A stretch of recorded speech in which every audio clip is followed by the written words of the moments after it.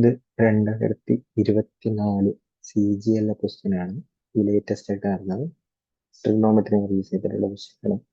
ഇതിനകത്ത് പറയുന്നത് സിംപ്ലിഫൈ ആണ് പറയുന്നത്. Sine cube A minus cos cube A divided by sine A minus cos A where A is an acute angle. എന്നിട്ട് തന്നിരുന്ന option സൈനിന്റെയും കോസിന്റെയും ടൈമിലാണ്.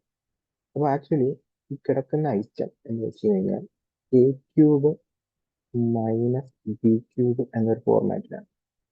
താഴെയാണെങ്കിൽ എ മൈനസ് ബി ആണ്.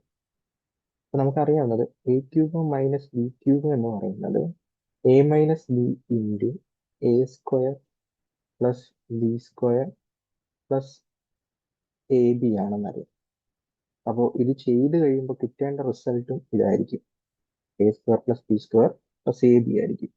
അപ്പോൾ എക്ക് പകരം നമ്മൾ സൈൻ എന്ന് എടുത്തു കഴിഞ്ഞാൽ sine square A plus cos square A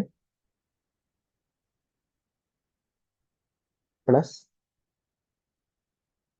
sign A cos A ആയിരിക്കും ഇതിന്റെ ആൻസർ ആയിട്ട് വരുന്നത്.